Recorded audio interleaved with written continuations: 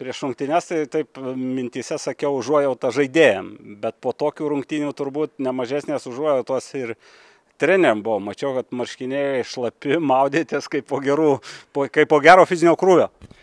Tai taip, iš tikrųjų žaidėjams, manau, vis tiek ir tikrai labiau ir gaila žaidėjų, tai labai daug atidavė jėgų, tai kaip sakant, visos rungtynės turbūt gavosi tokios valiniom pastangom, tai tikrai vyram noris ir padėkoti už tai, kad nei vienas anksčiau laiko nepasidavė, žaidė, stengėsi iki galo, pastangos didžiulės, valia, kaip sakant, šiandien buvo pirmoji vietoje, tai kaip sakant, sukūrė tą tokią situaciją ir oro sąlygos, ir varžovas, tai kaip sakant, šiandieną niekam nebuvo lengva, tai tiek. Aha, sutikčiau su apibūdinimu rungtynių, nes varžovai gal truputį daugiau turėjo progų, bet jūs irgi savo šansų turėjot.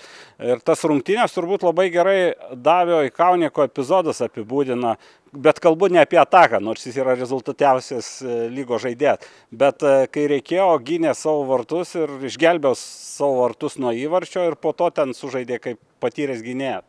Tai taip, iš tikrųjų, tai vat kas ir yra, kad šiandieną tai kaip ir dažniausiai ir yra, gynyba prasideda nuo puolimo. Tai ir šiandieną mūsų žaidėjai iš tikrųjų atakuojantis tikrai didžiulės pastangas įdėjo į gynybą, į gynybinės funkcijas. Tai ir, kaip minėjot, Davis, tai tikrai tai jam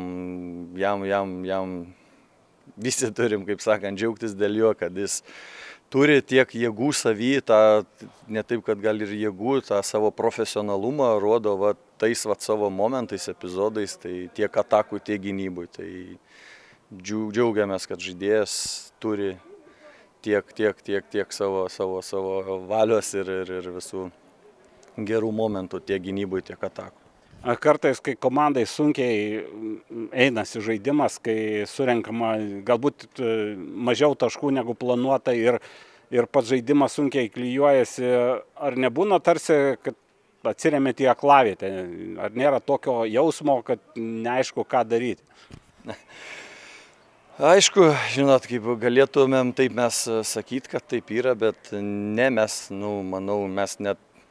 mes neturim teisės taip galvoti, tai mes turim tą situaciją ištaisyti, turim visi iš savęs visų pirma pareikalauti maksimaliai pastangų, maksimaliai darbo ir aš manau ir tikiu, kad šitą situaciją turi ir gali ir jin pasikeis, nes vyrai paskutinės rungtynės, kaip ir pasikartosiu, kai rodo tą savo valią, tai reiškia mes gal tikiuos labai esam teisingam kely ir reikia dar čiučių turbūt laiko ir viskas, aš manau, turi keistis, turi į gerą pusę keistis ir aš taip manau, kad kitaip negali būti.